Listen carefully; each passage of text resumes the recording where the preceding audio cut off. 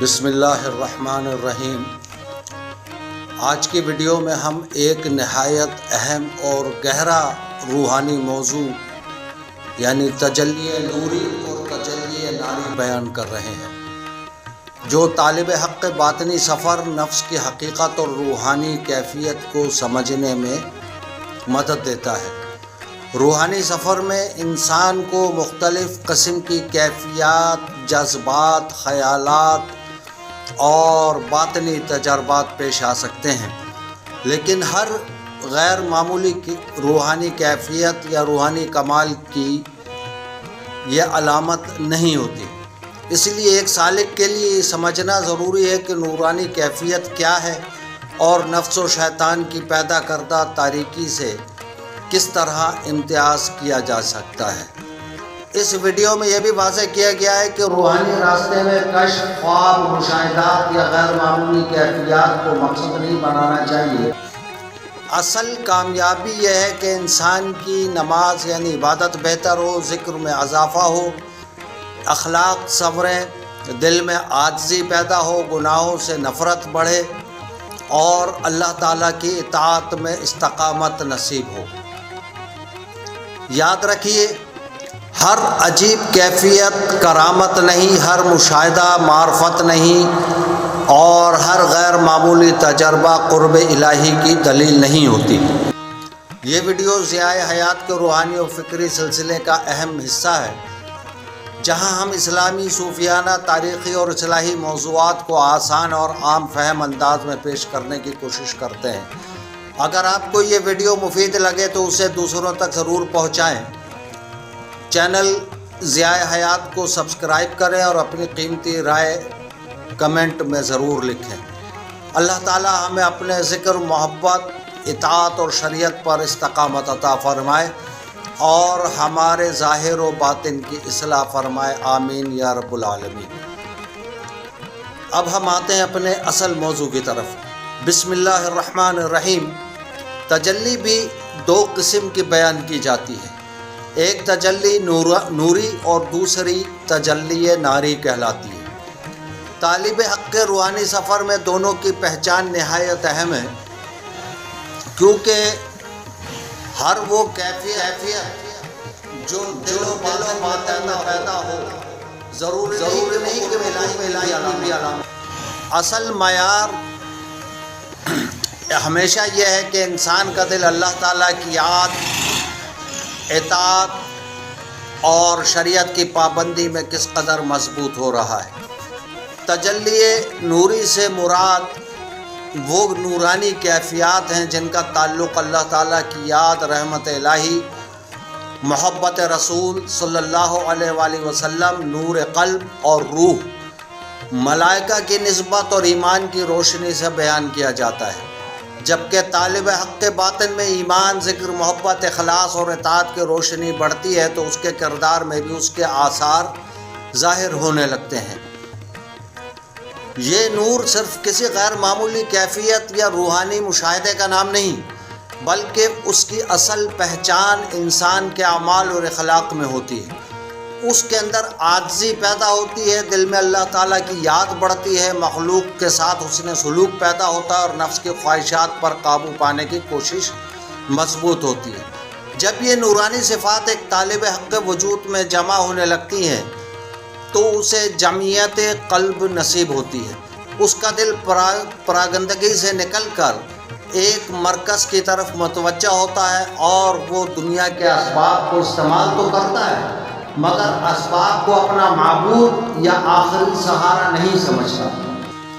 یہاں سے توکل پیدا ہوتا ہے، لیکن توکل کا مطلب اسباب کو چھوڑ دینا نہیں، بلکہ اسباب اختیار کر کے نتیجہ اللہ تعالیٰ کے سپرد کرنا ہے۔ اسی طرح صبر و شکر اس سفر کے دو مضبوط ستون ہیں۔ مصیبت آئے تو صبر کرتا ہے، نعمت ملے تو شکر بجا لاتا ہے، اور دونوں حالتوں میں اپنے رب سے تعلق قائم رکھتا ہے۔ اسی نورانی سفر میں دل کے اندر شوق عبادت پیدا ہوتا ہے، ذکر محض زبان کی حرکت نہیں رہتا بلکہ دل کی ضرورت بن جاتا ہے۔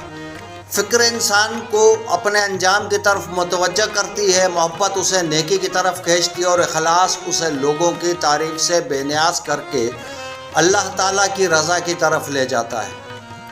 طالب حق جب اس راستے پر آگے بڑھتا ہے تو اسے اپنے نفس کی کمزوریوں کا بھی احساس ہونے لگتا ہے، اور وہ اپنی خواہشات، غصے، تکبر، حسد، حرص اور شہوت کو دیکھتا ہے اور ان کی اصلاح کی کوشش بھی کرتا ہے۔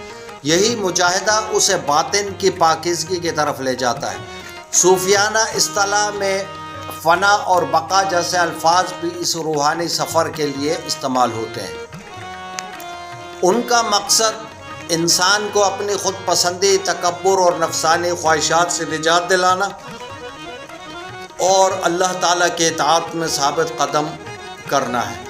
حقیقی کامیابی یہ نہیں کہ انسان کوئی عجیب کیفیت حاصل کر لے، بلکہ یہ ہے کہ اس کی زندگی میں بندگی، تقویٰ، اخلاص اور شریعت کی پابندی مضبوط ہو جائے۔ اسی لیے معرفت الہی کے سفر میں شریعت کو کبھی نظر انداز نہیں کیا جا سکتا۔ جو کیفیت انسان کو فرض عبادت سے دور کر دے، گناہ کو معمولی سمجھنے لگے یا حلال و حرام کی تمیز مٹا دے، وہ روحانی ترقی کی دلیل نہیں ہو سکتی۔ اب آئیے دوسری کیفیت کی طرف، جسے تجلی ناری کہا جاتا ہے۔ یہاں ناری کیفیت سے مراد نفس اور شیطان کی وہ آگ ہے جو انسان کے اندر غصہ، غضب، عداوت، کینہ، حرص اور دنیا پرستی کو بھڑکاتی ہے۔ بظاہر انسان کے پاس کوئی روحانی تجربہ ہو، لیکن اگر اس کے نتیجے میں تکبر، خود پسندی اور دوسروں کو حقیر سمجھنے کا رویہ پیدا ہو رہا ہے تو اسے انتہائی احتیاط کی ضرورت ہے۔ نفس کی آگ انسان کو آہستہ آہستہ حرص اور طمع کی طرف لے جاتی ہے۔ دنیا کی طلب بڑھتی ہے، شہرت کی خواہش پیدا ہوتی ہے، لوگوں پر اثر و رسوخ قائم کرنے کا شوق پیدا ہوتا ہے، اور انسان اپنے روحانی مقام کا اظہار بھی چاہنے لگتا ہے۔ یہی وہ مقام ہے جہاں طالب حق کے لیے سب سے بڑا امتحان شروع ہوتا ہے۔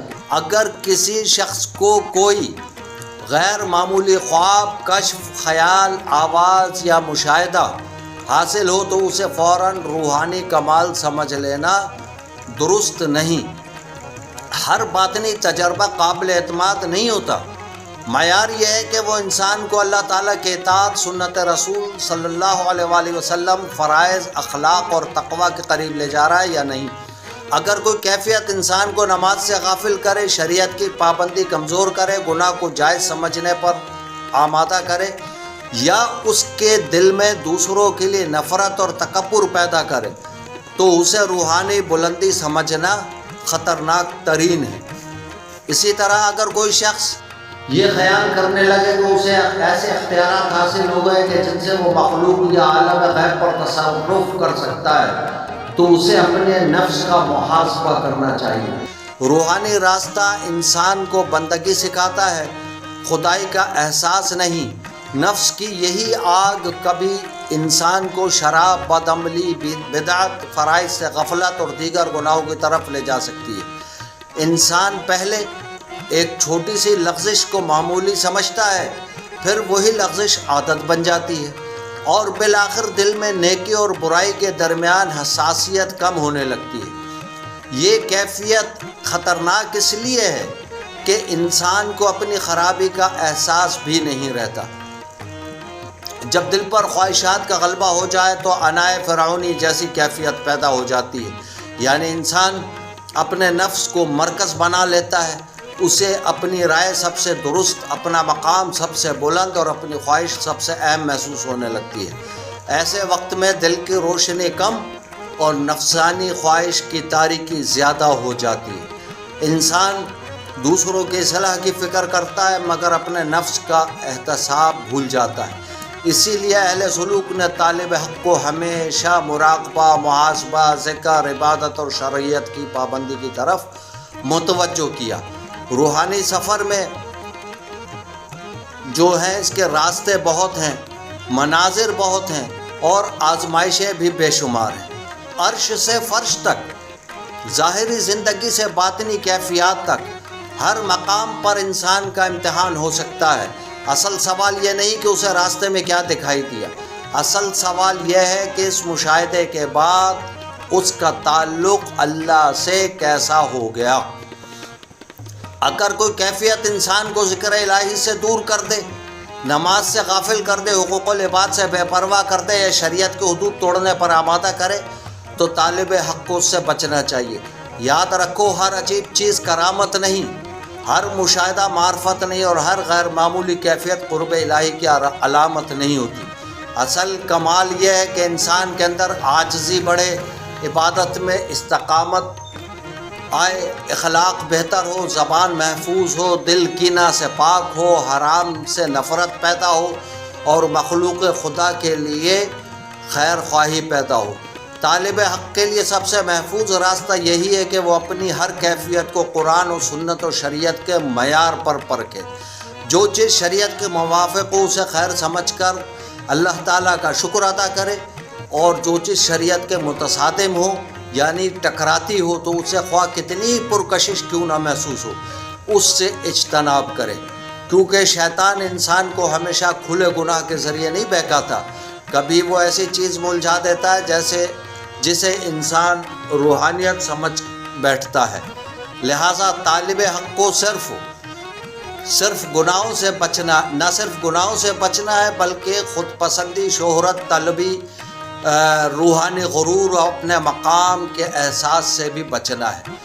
نور کا راستہ انسان کو اللہ کے تعالیٰ کے سامنے جھکاتا ہے، جبکہ نفس کی آگ اسے اپنے آپ کو بڑا سمجھنے پر آمادہ کرتی ہے۔ نور انسان کو بندگی دیتا ہے، ناری کیفیت اسے دعوے کی طرف لے جا سکتی ہے۔ نور میں عاجزی ہے، ناری کیفیت میں غرور۔ نور میں شریعت کی پابندی ہے، جبکہ نفس کی تاریکی انسان کو حدود سے بے نیاز کرنے کی کوشش کرتی ہے۔ اسی لیے طالب حق اپنے دل کو دیکھ، اپنی نیت کو دیکھ۔ اگر ذکر بڑھ رہا ہے مگر تکبر بھی بڑھ رہا ہے تو رک کر سوچ۔ اگر عبادت بڑھ رہی ہے مگر مخلوق سے نفرت بڑھ رہی ہے تو اپنے باطن کا جائزہ لے۔ اگر علم بڑھ رہا ہے مگر عاجزی کم ہو رہی ہے تو اسے اپنے نفس سے سوال کر۔ اگر کوئی روحانی کیفیت تجھے اللہ تعالیٰ کے اطاعت، محبت رسول، نماز، تقوی، حسن اخلاق اور خدمت خلق کی طرف لے جا رہی ہے تو اسے اللہ تعالیٰ کی نعمت سمجھ کر شکر ادا کر۔ یہی طالب حق کی پہچان ہے کہ وہ منزل کے دعوے کے بجائے سفر کی اصلاح میں لگا رہتا ہے۔ آخر میں یاد رکھو، جو چیز اللہ تعالیٰ کی یاد سے قریب کرے وہ تمہارے لیے خیر کا ذریعہ ہے، اور جو چیز اللہ تعالیٰ کی یاد، شریعت اور اطاعت سے دور کر دے، خواہ وہ کتنی ہی عجیب، کتنی ہی دلکش کیوں نہ ہو، اس سے بچنا ہی سلامتی ہے۔ اللہ تعالیٰ ہمیں ظاہر و باطن کی اصلاح عطا فرمائے، نفس کی تاریکیوں سے محفوظ رکھے، ذکر و فکر کی لذت نصیب فرمائے، شریعت پر استقامت عطا فرمائے، محبت رسول صلی اللہ علیہ وآلہ وسلم ہمارے دلوں میں راسخ فرمائے، اور ہر ایسی کیفیت سے محفوظ رکھے جو ہمیں اس کی یاد اور اطاعت سے دور کر دے۔ آمین آمین آمین یا رب العالمین، بجاہ سید المرسلین صلی اللہ علیہ وآلہ واصحابہ وبارک وسلم تسلیما کثیرا کثیرا۔ جزاکہم اللہ، والسلام علیکم ورحمۃ اللہ وبرکاتہ۔